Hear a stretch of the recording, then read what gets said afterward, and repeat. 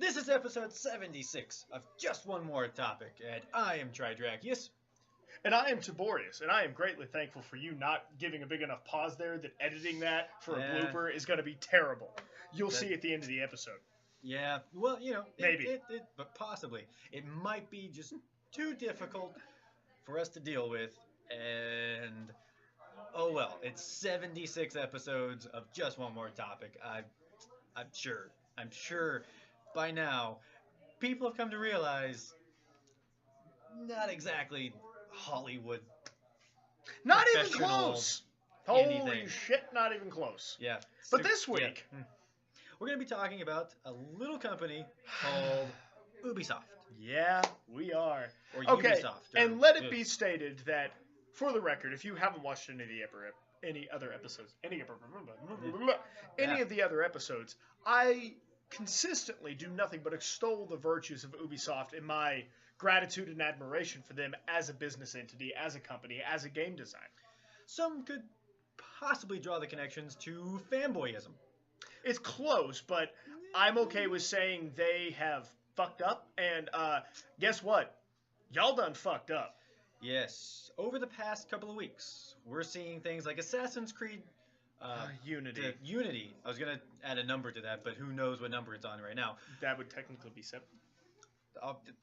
There we go. And then the release this week of Far Cry 4. Both games launching broken.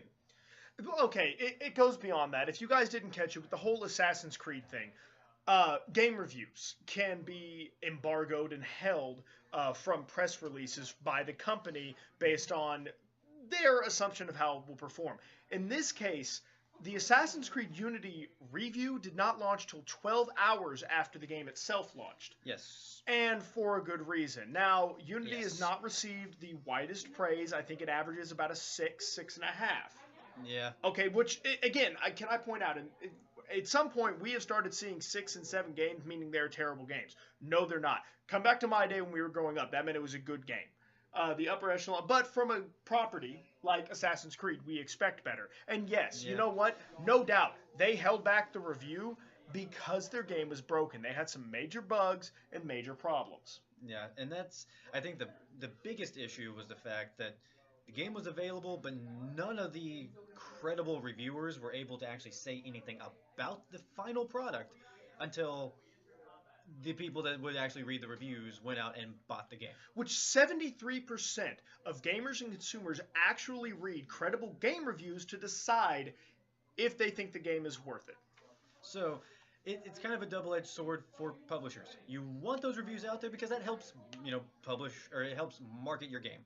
The better the game. Yeah, if you've made a great sale, this is why you see reviews coming out a month prior to. Like Dragon Age. Dragon Age Inquisition. Reviews started showing up 3 weeks before the game released, and that bumped up the pre-order numbers. Pre-orders and sales, absolutely. Because it didn't suck. Thank you. Because Dragon Age 2 was a pile of shit. But in here we get into it, yes, if that review had come out, it would have probably hurt them.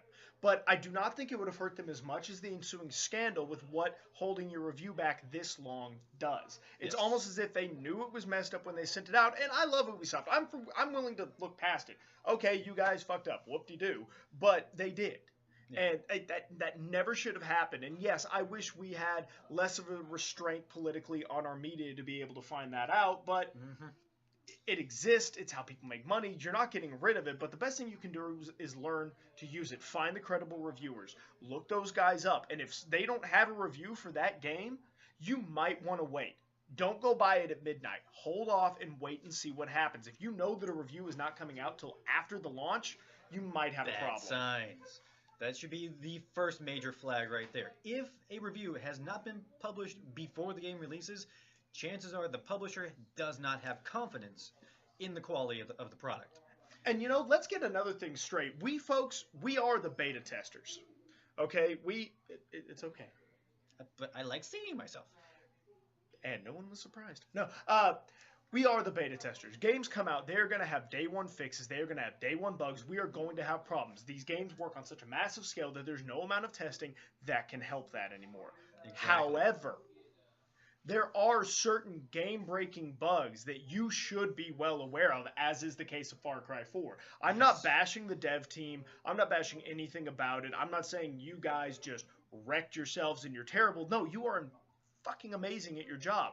But something like this is caused by an oversight. Somebody should have known that that level of game crashing bug was going to exist. We're not talking a minor thing. We're talking we have rendered the game unplayable. Yes. And that's, other games have kind of experienced this throughout pretty much this entire year, where games releasing are just broken. Destiny had all kinds of problems. The reviews weren't coming out beforehand, and Bungie was saying, well, it's because the final product needs to be connected online for the full experience. Which is, in an MMO, that's fair to a degree, but again, the level of bugs that are coming out, and a lot of it is just, there needs to be a different system in place, because, again, I put the blame on consumers. You said it's coming out now. I want it now. Give me my game. Give me my game now. Oh, you pushed it back. I'm so pissed at you. If somebody pushes a game back, it's for your own damn good. Unless the game is Drive Club. In which case, an 11-month delay and the game was still broken at launch. Touche. But, Ubisoft, this is a clear chance for you to learn a lesson. Sony, with Drive Club, screwed up. He's saying that. He is saying that. This is your chance to see what they're doing, because The Crew is a very similar title to what Drive Club was trying to be. True. This massive open world MMO, create your squads of racers and all that kind of stuff, and traverse countries. They're very similar. Drive on the ocean. And really? No. Oh, okay. But maybe hell, I don't know. You've got the power. But the thing is, pay attention to what Sony did with Drive Club. Drive Club is very much an innovative title that Sony clearly didn't fully grasp what they were trying to do. And again, let me point out, we are not mindlessly bitching, okay? Problems do exist. We understand. Well, I'm not. Oh, okay. We understand that at the annaled halls of game development, things can occur that are well beyond our scope, because neither of us have worked on game development at that level. Yeah. That being said, any business, any creation, anything like that, most of your problems that you can't just write off as, oh, once we connected it to 10,000 people, shit went awry. Most of your problems are because somebody dropped the damn ball. You have huge teams. Human error is amazing. I don't care if you're running a retail store, game development, whatever. You look at your most basic fucking things and get those taken care of. Camera problems today. It's fun. Yes. But at least we figured out how to kind of make it, autofocus on the correct thing and make us not look all fuzzy. Have you seen that movie, Big Hero 6? I have not. It's really good, but I feel like the robot, basically, every time he wakes up, he goes, hello. And I feel like I'm doing that, like, every time just to focus the camera. And I'm wearing white. And connect problems. I'm also like 3 feet shorter. Let's see. Looking at the time. Okay, yeah, we're about there. Yeah. But the thing is, looking at this is going to be a problem moving forward. But as every reviewer has stated, post this Assassin's Creed and Far Cry thing, is it's like gamers get all over again. Don't rush out to buy the game right at launch. Something kind of echoing back to something that you said earlier in the episode is wait.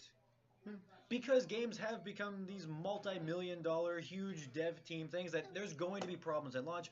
Hold out. Like Polygon pointed out with Diablo 3. Had a shit ton of problems at launch. And then even 6 months later, it still had problems. But the consoles got a port that fixed all the bugs, had all the DLC packed in, and was primed and ready to go.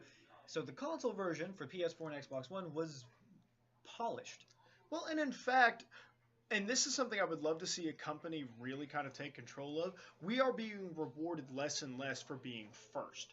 We all love, hey, I was the first one to have the game and play it. Outside of various pre-orders and such, which, let's face it, over longevity are none too fantastic for a game, we're not, I remember this back when Gears of War 2 and all that. You were first to buy the game, blah, blah, blah. 6-7 months later, they all of a sudden have a new disc with map packs and everything else for a third of the price. And we're like, wait a minute, no, I paid $60 for that game. I paid $10 each for those map packs. Where's my love for being here? And yes, some can say playing the game is its own reward, but that's not what I'm talking about. They have it so focused in on back-end sales and just picking up numbers at the end of it that they are forgetting those people that loyally buy on day one. And pre-order bonuses aren't cutting it, especially when you factor in the multitude of problems that we run into. And just looking at remastered editions, Game of the Year editions, just special re-releases, you're going to be able to have access to all that Yeah. DLC at a later date. There's no reason to not wait and buy prudently. Patience, I know Americans really don't have patience, but patience actually does pay off. And this is more that I would love to talk about because I can rant on this in a while, but Yes. we are sadly out of time. Yes. So, one last bit of news. Fucking camera. Yeah, that wasn't the last bit of news. But the next week, episode 77, yes, Big 7-7, lucky 7. is going to be Tiborius's final. It'll be our last. Well, it won't be my last topic. It'll be Yeah. our last topic together for a while. I have a surprise, which I'm not ready to reveal yet, but I'll be telling you about it next week.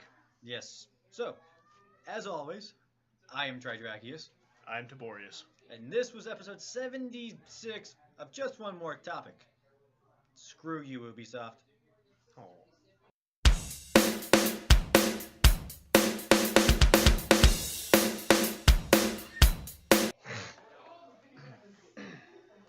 Is this the nice height for name? Is that yeah? I'll make it work. All right. So, oh, white shirt. Yeah, I know, right? We're just all kinds of not working with the set today. Yeah, really. We don't care.